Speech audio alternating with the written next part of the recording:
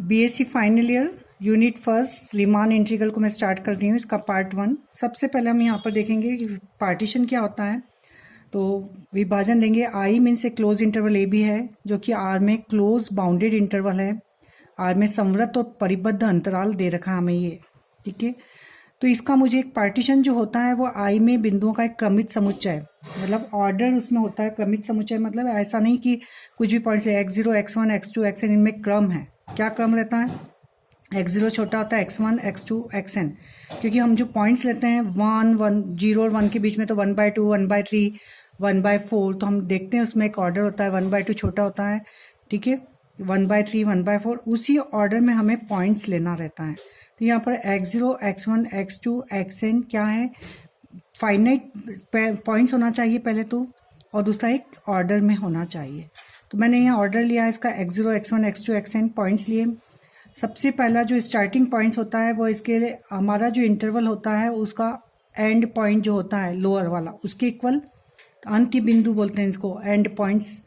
और फिर x1 x2 xn, और लास्ट वाला पॉइंट जो है इसका हमारा जो इंटरवल होता है उसका आखिरी का बिंदु है उसके इक्वल होना चाहिए, उस पर लिखते हैं। अब इसके बाद में मैंने ये जो पार्टीशन था मेरा, ये जो मैंने एक पार्टीशन लिया, ये मेरा ए बी इंटरवल था, ठीक है। ए को नाम दिया मैंने x0, यहाँ x1, ये x2 x3 x4 जो भी नाम दिया, या xr नाम डाल देती हूँ, और ये xn।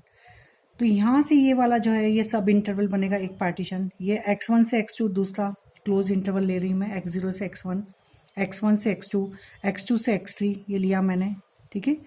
ये मैंने ये क्या है इसके सब इंटरवल। ये कंपलसरी नहीं कि यहाँ पे सबकी लेंथ बराबर हो, मेरे हिसाब से जैसे आपको कितना एक इतने ही इंटरवल के केवल 2 ही पार्टीशन करूँ मैं, इक्वल भी नहीं कर सकते हम। जैसे ये लिया मैंने एक इंटरवल, उसके मैंने 3 पार्टीशन कर दिए। ये कुछ कह नहीं सकते ये बराबर नहीं है, देखिए इसमें ये बड़ा दिख रहा है, ये एक और कर दिया मैंने तो ये बड़ा दिख रहा है, ये सबसे और कर दिया तो ये सबसे छोटा दिख रहा है। तो पार्टीशन की लेंथ हम कह नहीं सकते कितनी कितनी है। तो 1 2 3 4 5 पार्टीशन मैंने करे, परंतु ये जो पॉइंट्स हैं x0 x1 x2 x3 x4 xn, ये एक ऑर्डर में ही है। इनमें हमेशा ऑर्डर इंक्रीजिंग का ही रहता है, ठीक है। क्योंकि हम राइट हैंड साइड पर इधर बढ़ रहे हैं, तो यहाँ पर जो भी पॉइंट्स होगा, अगर सपोज ये 0 है, 0.1 0.2 आएगा, तो ये यहाँ जो वैल्यू होगी वो उससे छोटी तो होगी नहीं, 0.2 ही आएगी कि 0.01 आ सकती है। अगर यहाँ 0.1 है, हम सब अंडरस्टूड। तो ये इंक्रीजिंग में ही रहते हैं, तो ये क्रमित में रहेगा। तो इस पर ध्यान दीजिए, क्योंकि फंक्शंस की वैल्यू और पॉइंट्स की वैल्यू में बहुत अंतर है। आप हमेशा समझते हैं कि अगर मैं कहूँ कि यहाँ पर फंक्शंस की वैल्यू क्या है, तो यहाँ आप हमेशा बड़ी बता देंगे, यहाँ छोटी बताएंगे, इधर बड़ी बताएंगे, इधर छोटी। ऐसा नहीं, ये फंक्शंस पर डिफाइन होगा कि किधर बड़ी हो किधर छोटी, जो मैं अभी बताऊंगी आपको। तो यहाँ पर जो मैंने लिए इसके सब इंटरवल्स ये ले लिए, उनको नाम दिया x0 x1 x1 से x2 x2 से x3, ये सब इंटरवल हो गए।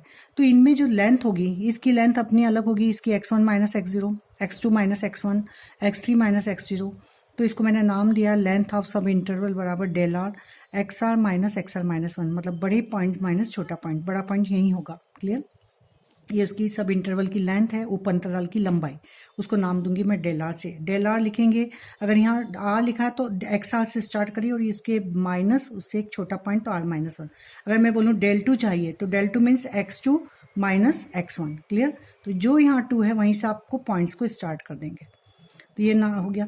अब इसका बात है डेफिनेशन, नॉर्म ऑफ पार्टीशन, विभाजन का मानक। तो नॉर्म ऑफ पार्टीशन मतलब क्या होगा? Maximum of del X R. मैंने बताया था यहाँ पे जो हमारे सब इंटरवल है उनकी सबकी लंबाई अपनी अपनी अलग है। तो इनमें जो सबसे बड़ी लंबाई है, जैसे ये इधर यहाँ पर लंबाई क्या है? सबसे बड़ी है, तो ये उसका नॉर्म ऑफ पी कहलाएगा।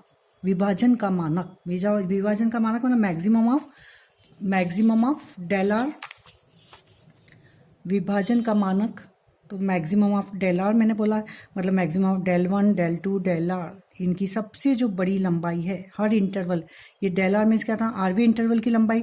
डेल 1 मतलब इस फर्स्ट इंटरवल की, डेल 2 सेकंड इंटरवल की। तो इन सब इंटरवल में जो सबसे बड़ी लंबाई होगी उसको कहेंगे मैक्सिमम ऑफ लेंथ, उसी को नाम दिया है नॉर्म ऑफ पी। ठीक है, तो ये नॉर्म ऑफ पी हो गया आपकी डेफिनेशन। पार्टीशन क्लियर हो गया आपको, सब इंटरवल की लेंथ क्लियर हो गई। अब हम आ रहे हैं डेफिनेशन पर कि lower and upper Riemann sum. तो lower and upper Riemann sum की definition means F is a function from, ये हमेशा एक इंटरवल से रियल नंबर पर डिफाइन होता है। तो मैंने ए बी इंटरवल दे रखा है, तो मैंने एक पार्टीशन लिया, मैंने बताया था यहाँ ए से स्टार्ट करेंगे, x0, x1, x2 और xn, लास्ट वाला पॉइंट जो होगा वो xn के इक्वल हो जाएगा। तो इनमें एक ऑर्डर, हमेशा इस तरह का ऑर्डर लिख दिया जाएगा।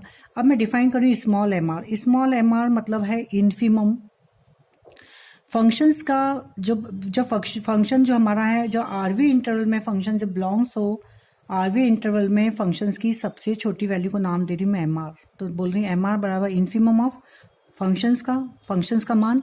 कौन से फंक्शंस का मान लेना है? जो कि आरवी इंटरवल में डिफाइन है। उसमें आरवी इंटरवल में मेरे जो पॉइंट्स होंगे, यहाँ पर हर बार फंक्शंस की वैल्यू हर पॉइंट्स पर अलग अलग आएगी। तो जो वैल्यू सबसे छोटी है वो होगा मेरा स्मॉल एम आर। आरवी इंटरवल का एम आर मतलब आरवी इंटरवल में फलन का सबसे छोटा मान लिखा है मैंने, आरवी अंतराल पर फलन का सबसे छोटा मान। अब कैपिटल एम आर मतलब सुप्रीमम ऑफ एफ एक्स।